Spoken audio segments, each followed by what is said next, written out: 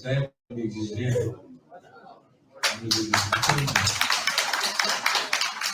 En fait,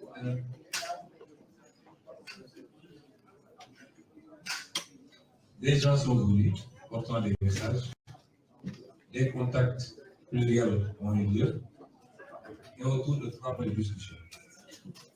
Je n'ai été voir personne qui me connaissait, que je n'ai jamais été voir quelqu'un, ni religieux, ni politique, ni société civile, pour leur dire que je veux ceci ou j'ai besoin de cela. Ils ont toujours été ouverts, et lorsque des gens se présentent, nous les écoutons. Et sur ces 3 points-là, je n'ai pas parlé de libération des détenus d'aide, ça ne faisait pas partie. Mais il est évident que si vous voulez décrisper, vous n'avez pas besoin de vous dire libérez d'abord les otages politiques, ça va de soi.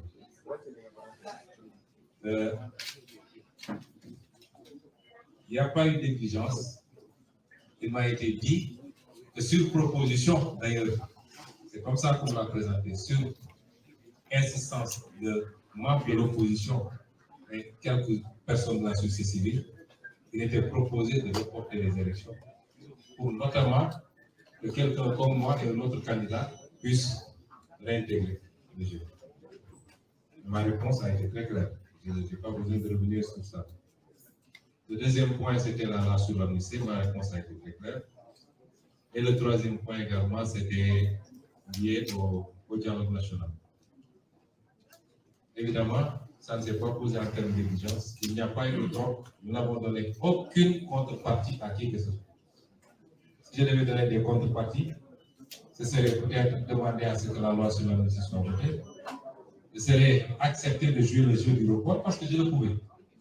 Si je voulais jouer le jeu du report, j'aurais pu le jouer. Mais à aucun moment on a joué ce jeu. S'il y avait le report, je serais le principal bénéficiaire en termes de candidat.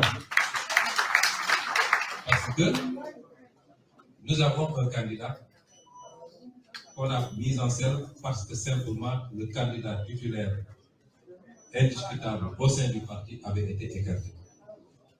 Et donc, si les problèmes qui s'étaient posés venaient à être effacés, il est évident que j'aurais été mis en scène et je serais le candidat du parti. Et ça ne poserait aucun problème parce qu'avec Bassirou, on a discuté tous les jours là où nous étions. Et je tiens à lui rendre hommage parce que jusqu'au dernier moment, il a souhaité cela. Et même après, je me rappelle un jour, je l'ai fait venir et je lui ai fait le compte rendu de mes discussions avec l'autre camp.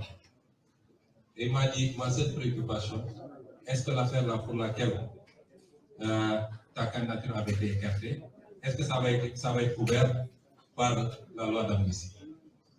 Et il est allé plus loin. Moi, j'ai dit à nos députés, si les crimes de sang et les actes de torture sont inclus, ne votez pas. Mais lui, il a convoqué un député, il a dit, j'ai bien réfléchi. Après qu'il m'en a parlé. Dans tous les cas, il faut voter cette loi parce que nos gosses sont en train de souffrir, parce qu'il nous faut reprendre nos vies. Il a été plus loin que moi sur cette question. Mais nous n'avons donné aucune contrepartie à qui que ce soit. Et je tiens à dire qu'également, nos vis-à-vis nous ont respectés dans nos positions à chaque fois qu'ils expriment un refus par rapport à une question. Ils acceptaient notre position et ça ne les empêchait pas de revenir pour discuter sur nos questions. Il y a une volonté de décrisper, comme on a dit. Et ça permet de répondre à l'autre question. Dans cette affaire, il n'y a pas de vaincu. Nous considérons que nous avons suivi notre destin, nous allons continuer à le suivre. Il était dit qu'on passerait par ces étapes. On n'en est pas sorti moins grandi qu'avant. Donc, ce n'est que le destin que nous suivons. Nous nous battons quand il faut nous battre. J'ai donné tout à l'heure une illustration coranique, même si vous la connaissez. Moi, je suis fondamentalement croyant. Je suis imparfait, comme chacun d'entre nous. Mais sur certaines questions, je m'en remets exclusivement à Dieu. Et ce qui doit se faire, c'est ça.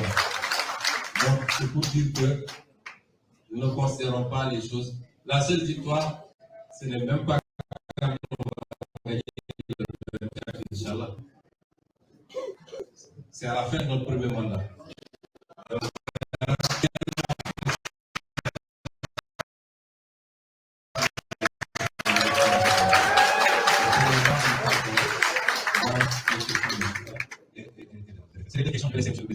confronter chaque